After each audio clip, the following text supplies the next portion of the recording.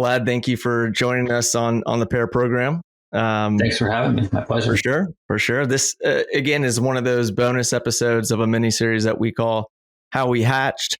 And, keep it more of like this casual discussion and hearing more about, your unique career journey, where you came from and how you arrived at this current point in your seat today as the CTO and Chief Scientist of FiscalNote. And so I always like to start, just by having you provide, our audience with the quick overview of FiscalNote and the, problems that you're solving here. Yeah, of course. So FiscalNote's been around for going on 9 years now. And the problem that we're solving has evolved over time, but the core kind of vision and mission actually hasn't. It's stayed very consistent. So the wording has changed a bit, but essentially it's to help organizations understand what's going on in the world and what they can do about it. And what that actually means for us, because that's a pretty broad vision, is to help our customers through providing data and software solutions and services, identify risks, opportunities in legislation, regulation, other kinds of political and market moving things, so they can navigate both the policy world and the kind of the financial market world in order to make their companies, whether it's a small operation or a Fortune 500, understand what they're going to be impacted by a change in facial bans in Seattle or a huge international ban on some sort of shipping coming from France. So we range from local to global, from small customers to large, to governments, to corporates, helping all of them basically understand what's going on in the world today and what they can do about it. Awesome. Yeah. What a mission. And I can say that, being a native of the DC area here, you all popping up on the scene was around 2013, when you all were founded. And I can say that you've been one of those startup sweethearts from our market anyways, one of those success stories. And I think one of those companies that's kind of set the path for, what it means to be a really productive and successful startup here. We've seen, a lot of companies, start, fail. I mean, we appreciate kind of like the landscape that you all have almost like set this path in the DC market. So it's really, been really very neat. exciting. It's certainly, it was a different market when we started 9 years ago.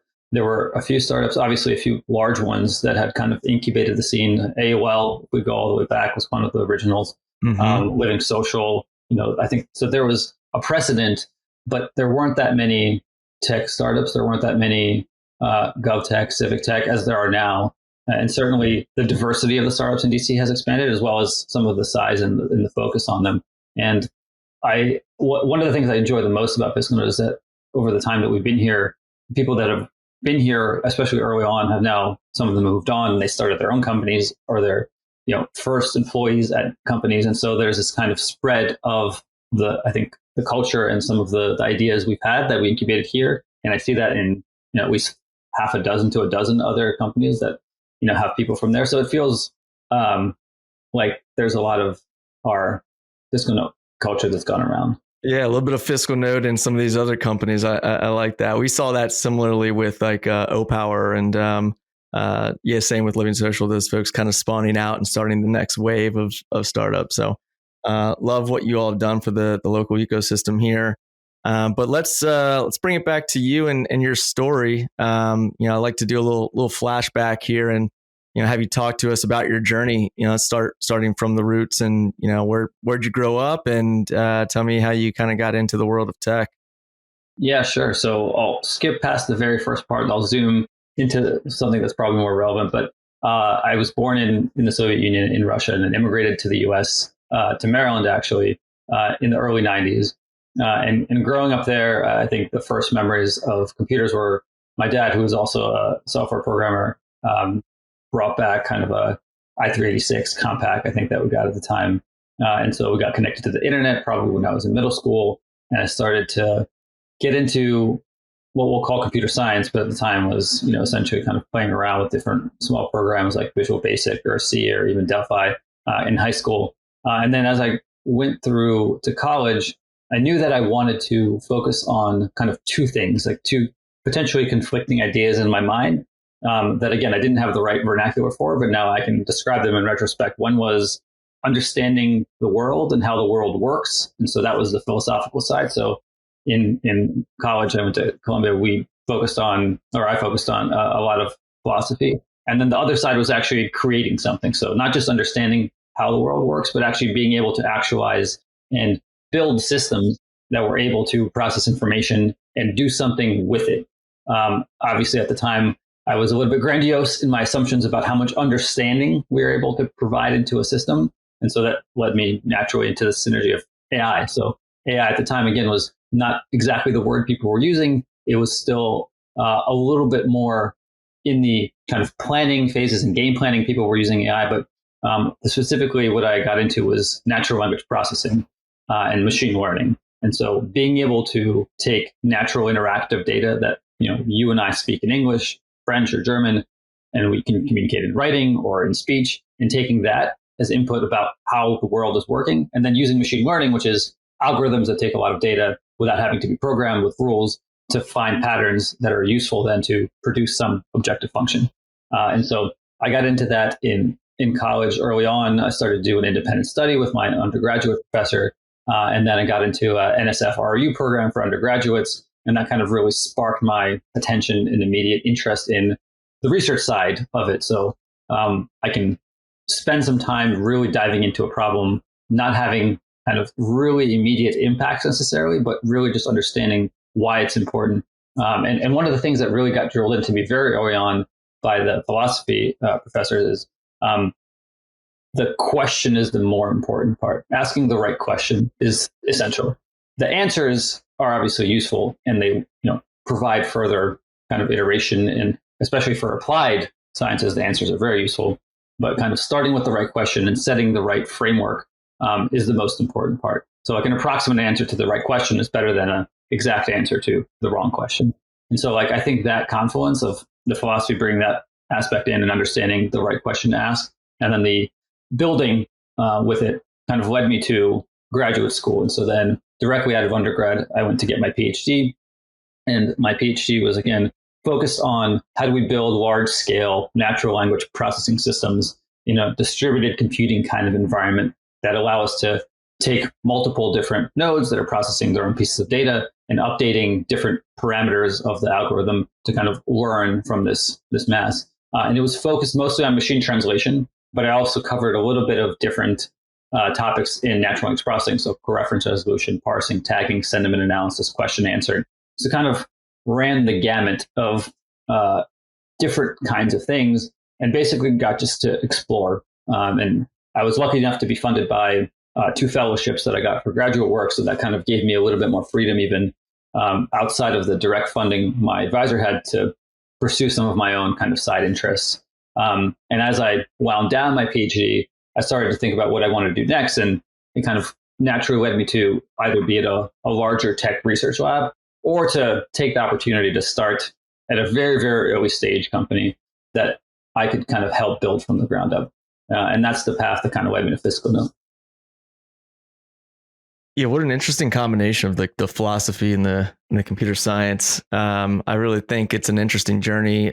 You spent a number of years in academia, just kind of figuring out what specifically within NLP that was really kind of interesting to you, and you end up getting, well, let's so obviously you went to University of Maryland for your PhD. Mm-hmm. That's right. So you had the local connection here to FiscalNote. How did you first how did they first pop on your radar? And maybe tell me through that first interaction with Tim, and how you guys first kind of came to be. Yeah, so at the time I was actually still living in Boston. I was working at a company up there, also kind of in the language and multimedia department, doing research work, and starting to think about what I wanted to do next as I was finishing my PhD at the same time.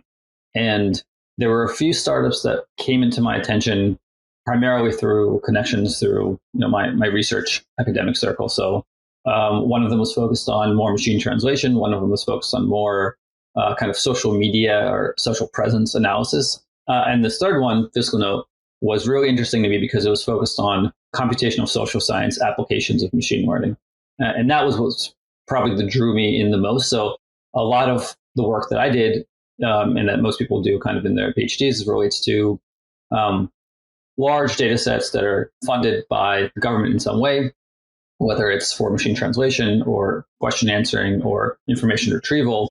But not a lot of work, at least at the time. I think this is more so now the case, but still relatively infrequent, is focused on social science applications. So how do we apply machine learning and NLP to policy, to politics, to legal aspects, to journalism? And so there's computational journalism, there's computational law, there's computational bio, right? And so all of these are kind of these emerging fields that I was really interested in, again, by virtue of the advisor that I had at University of Maryland. He also kind of sat in the cross section of linguistics and computer science and interested in computational social science and psychology. And so he actually was part of the Maryland incubation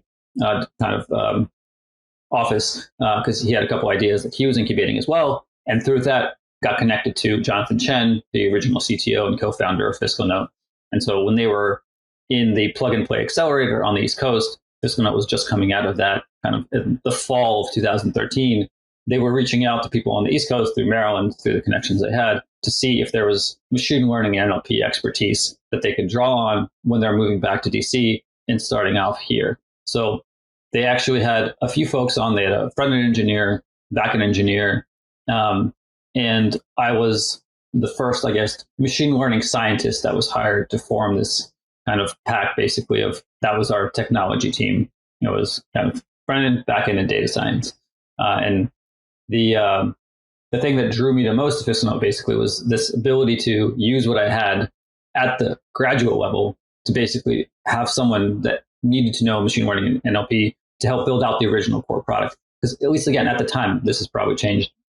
There weren't that many startups that needed the level of expertise that I could bring that early on. Usually build out a product first, you collect some data, and then you think about how do you introduce data science or other aspects. At the time, this was fairly unique that they were this early, just getting seed round funding and wanted to, at the core of their product, really focus on how do we automate and enable the technology use of what we could do with NLP and machine learning to help the policy and legal world and people who work in that world to have a leg up in doing whatever they were doing. So you got connected through the university network in a sense. So FiscalNote started in almost like a little accelerator program. Is that right? So Tim, Jonathan, and Gerald, the three founders, went out to California in the summer of 2013, and they got into the plug and play accelerator. Okay. So they were there for a few months, and from there they were basically trying to gain interest, cold call, email, connect to other VCs, and ended up successfully getting a seed round led by Mark Cuban and Jerry Yang and a few others, NEA, and that initial seed round kind of propelled them out of the accelerator back into the DC market. First office was a couple smaller kind of rental places, but then the first office was right here in Bethesda, Maryland, kind of outside of DC, where we started off of East-West Highway. That's where I joined them initially, where it was, basically 9 or 10 people for 6-7 days a week, all there most of the time, all engaging in the kind of almost everything, kind of, the whole company. And that's probably the best feeling at the very beginning. That's kind of the stage where it feels like the best version of a college project, where every single member of that team is contributing everything they can all the time to get you to the next place. That's a good analogy. Yeah, because I was going to ask, the interest in startup world, if that was something that came from your roots, your background, any entrepreneurs in your family that you felt like this was a really interesting and appealing opportunity versus going into a much larger organization. Right.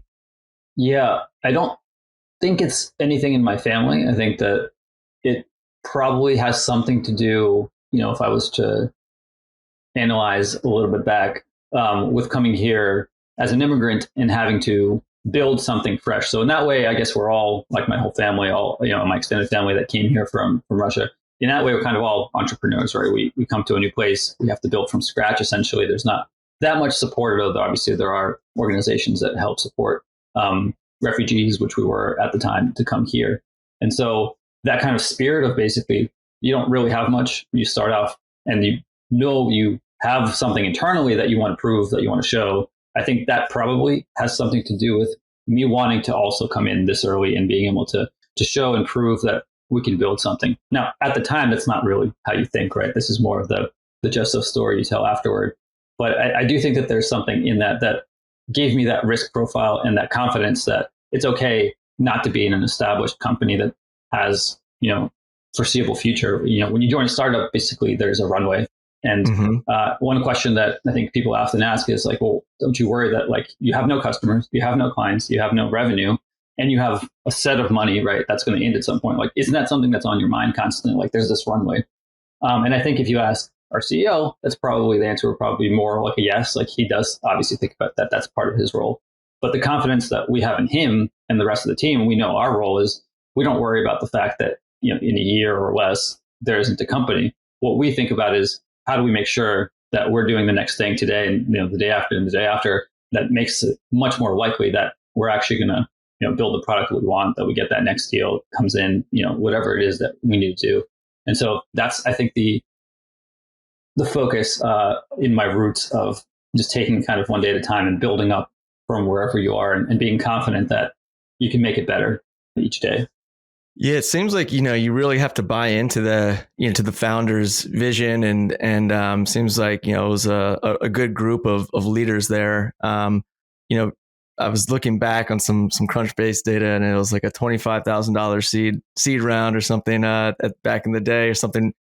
Quite it was a bit small. more. It was a little over $1 million for the initial seed round. For the initial seed, maybe this 25K was some sort of like a there was probably maybe other accelerator. Yeah, exactly. Other things. So then you kind of referenced or alluded to it, a pretty impressive, group of investors that get on board pretty early on. What do you think it was that was, so appealing that they were buying into? Do you think it was, the passion behind the mission or the tech specifically that they had a chance to get a look at? What was it, do you think that kind of got that buy-in early on? Of course, at the very beginning, as is the case, I think, with every startup, you're buying into the team. There's no tech to speak of. There's no product to speak of. Not to say that there might not be something. That's kind of the initial version of the product, right? But if that was the only thing you're looking at, you wouldn't, I think, most of the time invest as an angel or kind of an early stage VC. You're really looking at the team, the market, and the vision that they have. Do you feel confident that this group of people knows and understands what it takes to make a product, make something viable, make a business in this?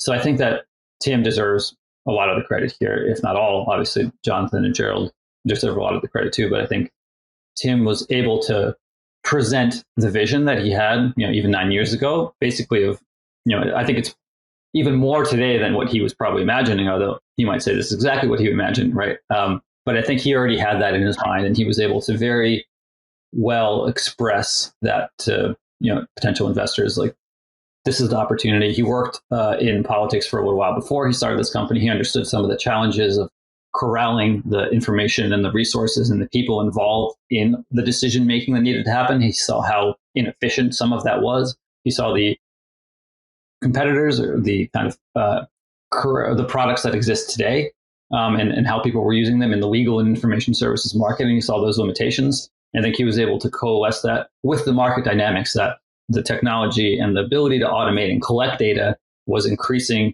The compute resources were becoming much more available. So cloud resources, all of the confluence basically of the computation coming together with the availability of the data, of the ability of the kind of resources. I think that's very important too. I think that's often overlooked in the analysis of a company, right? Was it the right product at the right time, with Sure. the right market? And so the legal tech, reg tech market, which I think sometimes we're affiliated with, is somewhat slower to adopt new technology. The risk averseness is higher than in a consumer product where there's more decisions that are being made that might affect the income statements or bottom lines or existence of a company overall if they're regulated or enforced out of existence or if there's something that they're doing that's out of compliance. And so I think lining up that is, Tim had all of that in mind. I think he was able to really represent that to the investors that bought into that vision and have been with us ever since. That's awesome. And so you were hired as one of the first kind of data scientists into the company. When you join a company of that, that small, I'm always intrigued in terms of, do you go in with a game plan of, you as a professional, like how you want to expand? Like, do you want to be a people manager? Do you just want to kind of, stay in the weeds of the data? Was that something that was posed to you early on, or was that something that ended up evolving as the company grew? And then I'd love to just kind of hear about that first 100, right? In headcount, like how did that work out for you, and like some of those pain points that maybe you ran into along the way? Yeah. So going into FiscalNote, going into a startup, the rationale for me was I want to experience as much as I can of what that means, right? Because I don't know what that means. Before I join, I have an idea in my head of what building a company looks like. I know what I don't want. I don't want to immediately have a career where I'm only focusing on a specific research problem, where I'm judged by the research papers I produce, or even the application of that into some product in an industry lab. I wanted to have a broader course, basically, of understanding marketing and business development and operations and engineering and how everything comes together in a way that has this kind of, like I said, this kind of dance, this beautiful dance that emerges.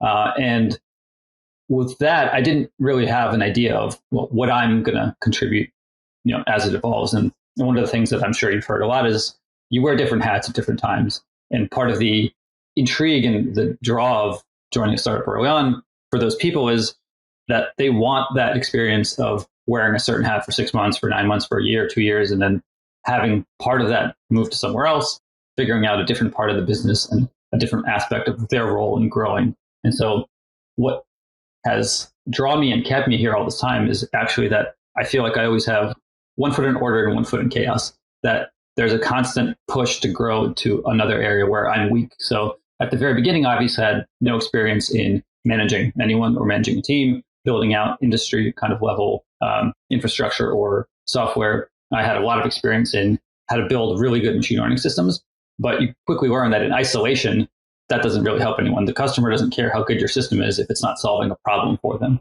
So even that learning, right? Like, it's not about the technology, it's about how well you're solving a problem for the customer.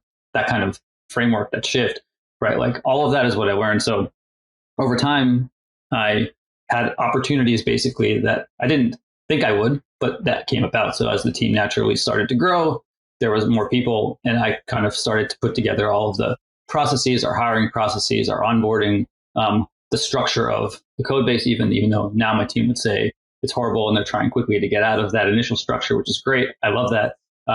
But putting together all of the frameworks essentially for how this team is going to operate, and led me to the natural kind of point of leading that team. And then over time, as we evolved, there were other needs that we hadn't had before. So the core team that I started on, that I led, was focused on data science for our product.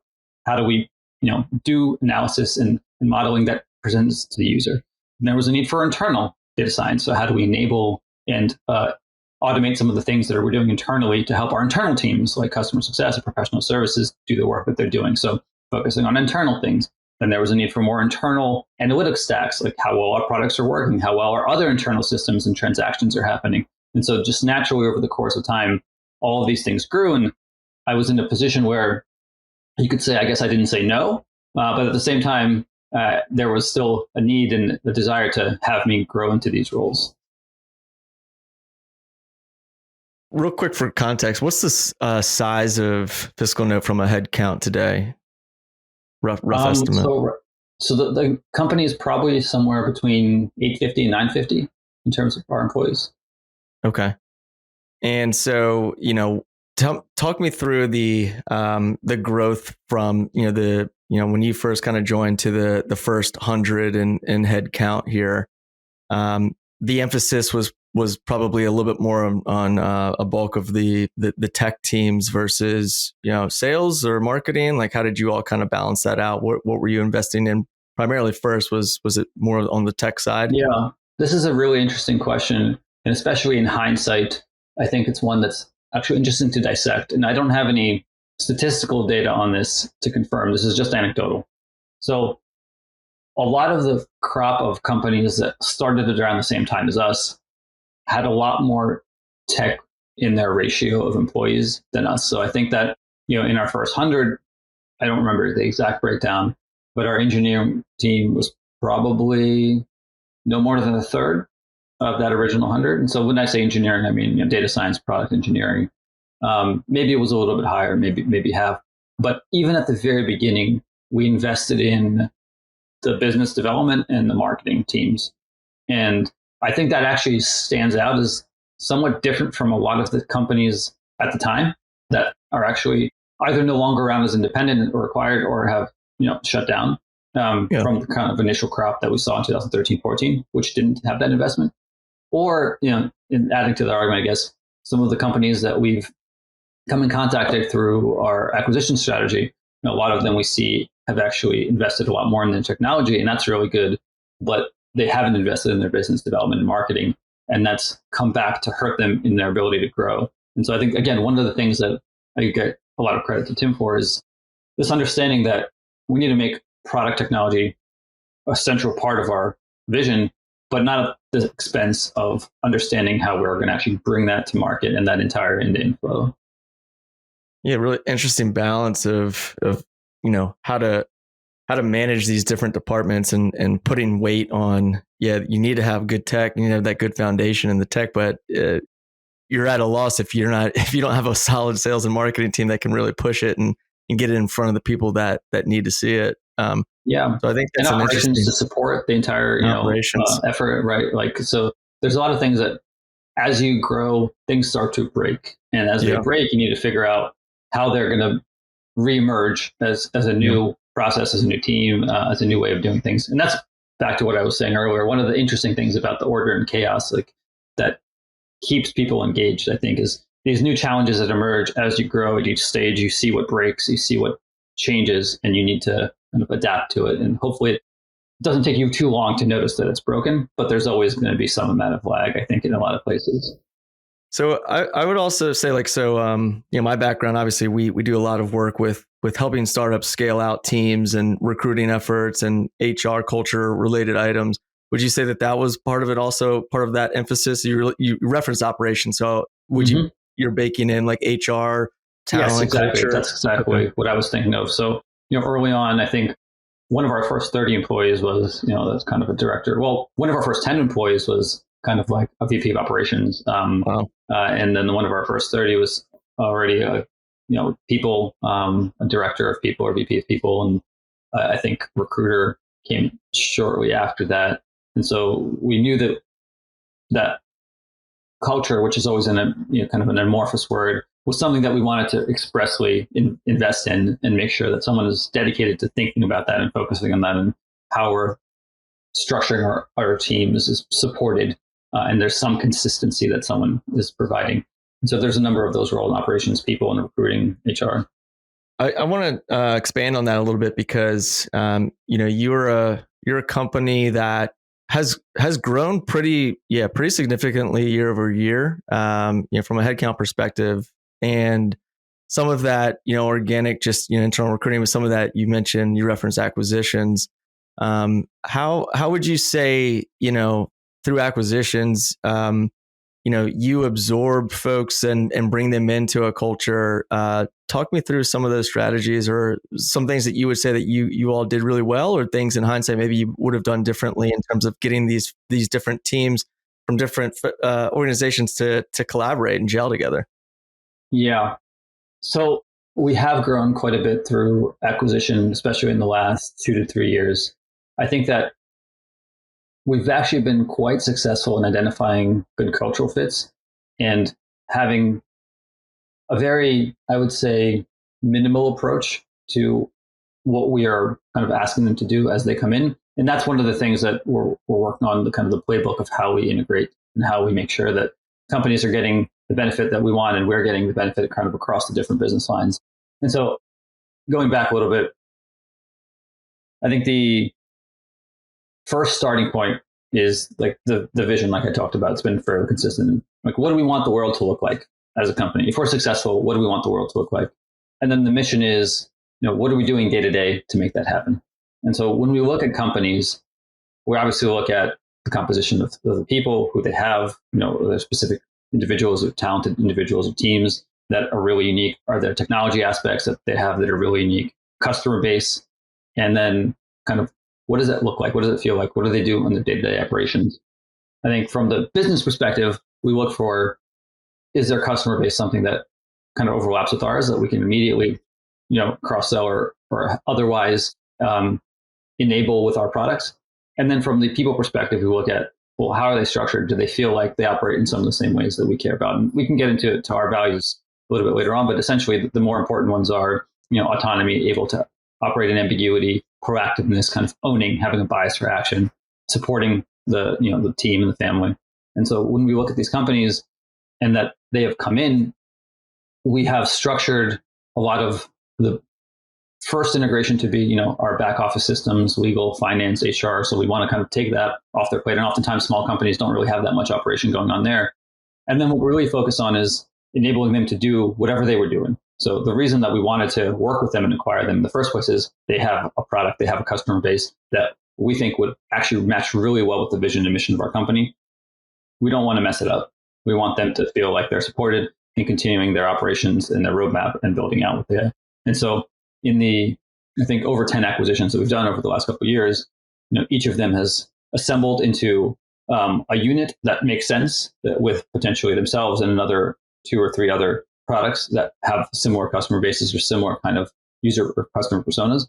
But other than that, we actually try to have very minimal kind of principles of what they absolutely need to do, because they probably have things more or less figured out in some ways. And we're there to help in supporting their transition into some of the things that we want to do, but not have a very heavy hand in that. And so I think some of the things that we've learned are, first, that there needs to be a bit more structure than we started off initially.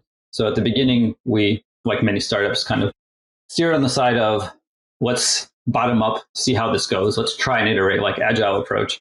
And so I think we learned pretty quickly that there needs to be some more structure in some places. And so we're kind of building it up, but not trying to make it overly complex. And I think that has been what we're using now to kind of build out our playbooks and become a little bit more dedicated, have dedicated resources that are helping and facilitating some of these integrations and acquisitions, which we didn't have before. We're kind of asking people to help work on this off the side of their desk. And that's one of the things that we absolutely want to invest in now. And then the second is making sure expectations are set correctly on both sides, on ours and theirs, on what this is going to look like when we have them come in, what we're expecting from their development, from their roadmap, from their customers, and what they can expect from us. So oftentimes someone coming in is likely to look at us and say, we're a bigger company, we're going to get resources from you to help us do these things. And again, that might be the case, that might not be the case, but making those explicit kind of at the very beginning so that people know what they're walking into. Same as hiring, right? Very, very similar to recruiting. I like to be as honest as possible about the challenges and things that people are going to walk into the first day so that they're not surprised, because that would be disingenuous and worse for everyone. Yeah, for sure. I mean, that transparency is vital to the success. You don't want to bring somebody in with false expectations, or they think they're coming into something different than they are. That's a really interesting one growth strategy, but I think stands out for me too is that you all went into that probably already having a decent foundation of who you were, right? What your values were. Exactly. And that's a result of investing into an operations and HR, people, talent department that can help with that. Because at the end of the day, too, you're acquiring product, you're getting customers, but you're getting people, and how those people relate to your people is a really important piece to the longevity. And if I could actually add to that, because you brought up a really good point, which is that we have now a couple of years of having done this, we have a lot of cases of people from a company that has come in inorganically to us, moving into a completely different role, a leadership role, a different role, like in another part of the company. We highly value that. I think we've benefited more from some of the individuals that have come in and taken on different roles of leading different teams, of leading a broader team, of completely kind of changing career paths and contributing in a different place in the company. I think there are so many examples of that now. It's actually probably hard to keep track, which is great because it shows that we're not trying to just pigeonhole someone or something, the company into where we started. All right, yeah. So let's talk about the fact that you guys just went public last month. Congratulations! I think that's a super exciting accomplishment. But going through that process, right? How do you kind of tee that up for your team, right? And letting them know this is the route that we're getting ready to head, and getting them excited and everybody on board with that type of announcement. Yeah. So when you join a startup, it's somewhere in the back of your mind that a possibility like this exists one day, but it's not something that you're actively working on, actively thinking of. And then when it does become a potential reality, it's really because of all the work that everyone has done and continues to do. But there's only a small core group of people that are really actively working on the new steps of the new work necessary to get you to that IPO. So there's also, unfortunately, some additional legal requirements of what can be shared and what can't be shared. So even though it feels like you really want to share everything with the company of how things are going, where things are with the SEC, there's actually certain restrictions that become really the main difference between being a private company, a public company of, what is it okay to share and when internally, and when do you need to share things out externally? And so I think that for a lot of our folks, and this is what Tim, our CEO, says and has, before we IPO'd, is, if you come to FiscalNote the day before we went public and the day after, it's going to look exactly the same. The people are working on the same things. They're working in the same ways. It hasn't changed any of the internal, culture, the mobility, the dynamics. What has changed a little bit is now people can look at the stock price, which can be encouraging or distracting. So we want to make sure that we can navigate that people are excited about the fact that now there's liquidity in their equity, but also that it doesn't, affect their day-to-day. Like what we're doing here every day, building the products, working with our customers, making them happy, that's going to ultimately be reflected in the equity price. But we're not, directly having to worry about that. That's the additional step that a few other folks have to focus on, investor relations and some of our audit reporting requirements. But overall, I think, for a lot of people, for most people, the day-to-day hasn't changed. And now there's just this hopefully exciting event that, everyone will look forward to with fanfare. We brought the teams together for the event. We flew as many people as we could out to New York and had them all stay and go to the New York bell ring ceremony at the NYSE. And so that was really fun to have everyone come together that we could there. But then, the next day it's back to normal. Yeah, I think that's a really interesting perspective, right? Like, the day you came in the day before we went public, things will be the same the day after. So I think that's a really good precedence to set.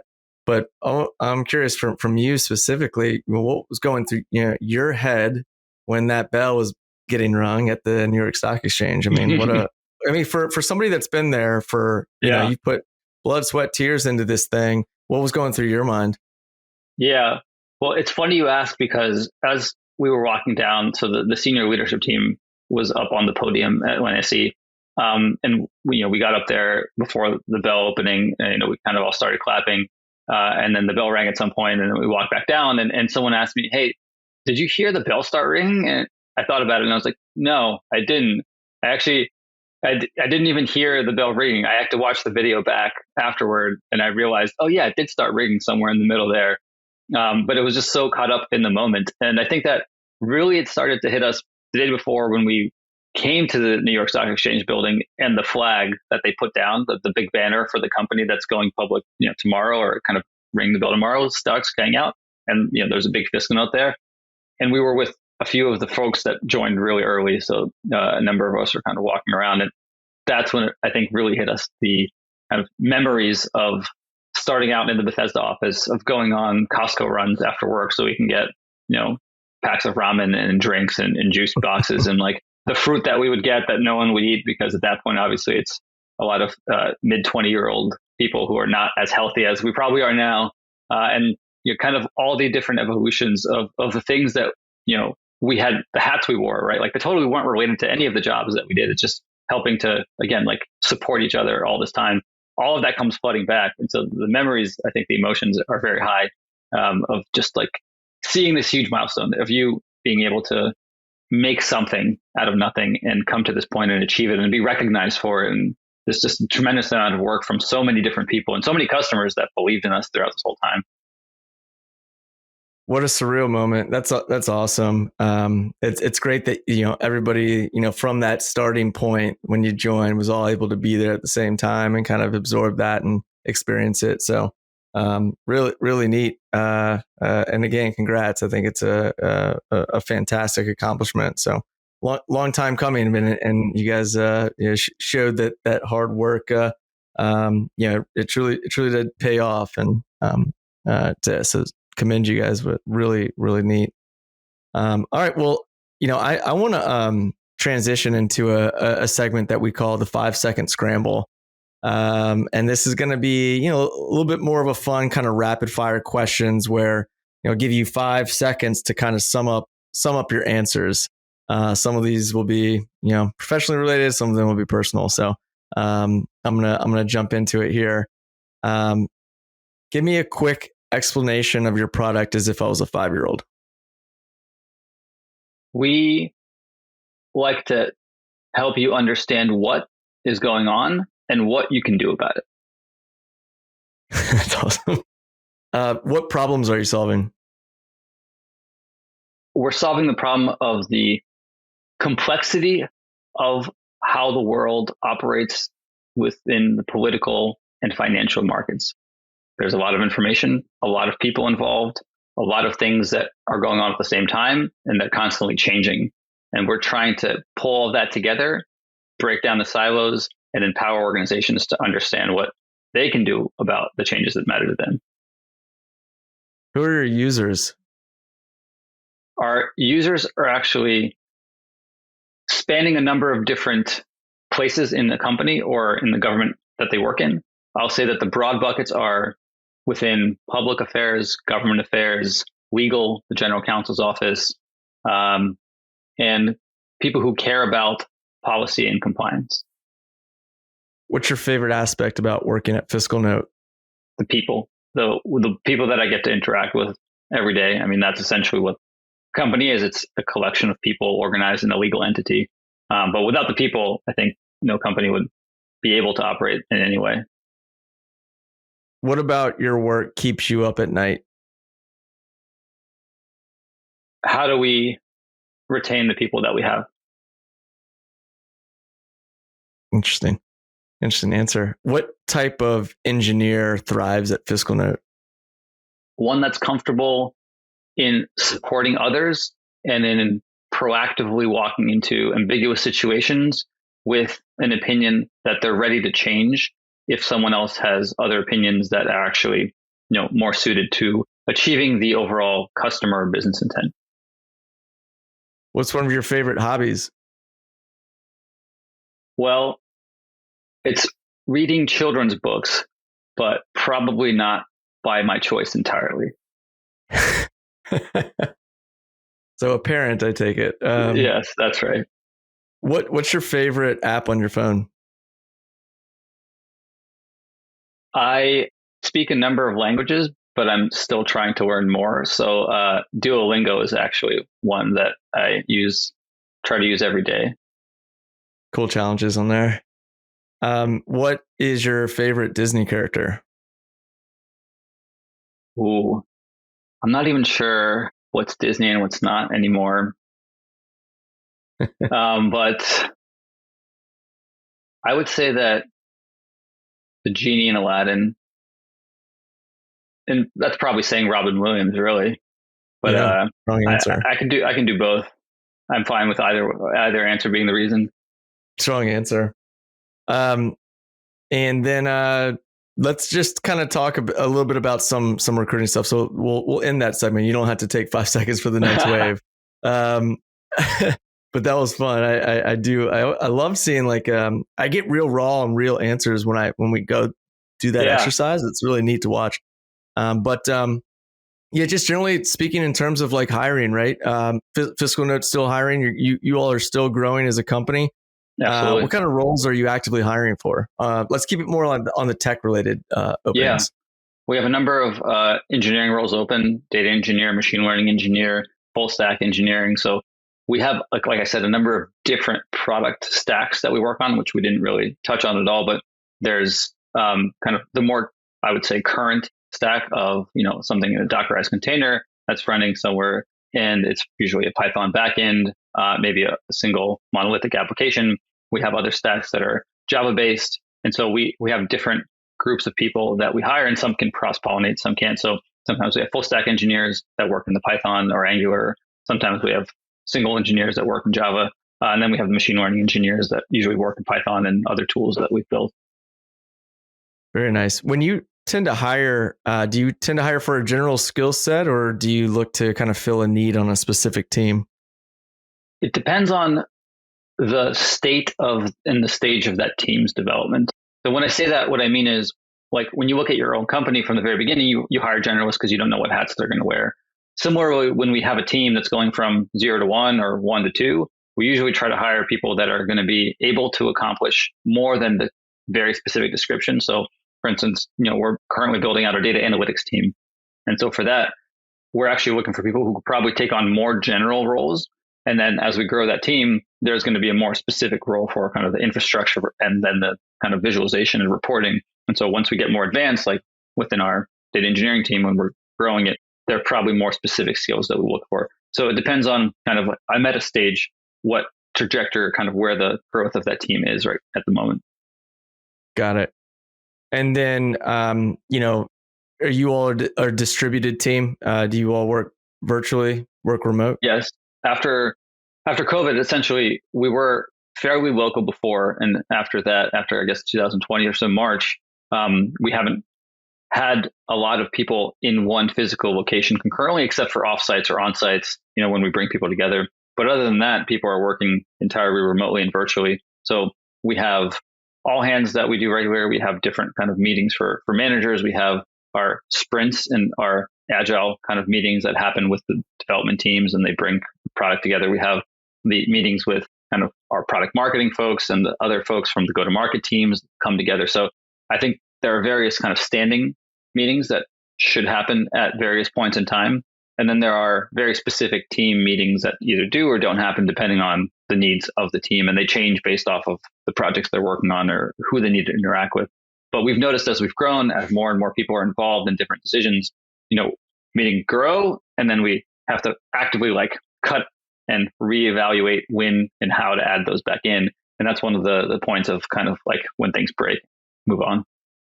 You answered the question without even me posing the question of how did the teams collaborate? That was genius. That's all we've got. And I really just want to say thank you for spending time with us and explaining your story, Vlad. It's a unique journey. It's one that I know it hits home for a lot of folks that are from the DC metro area.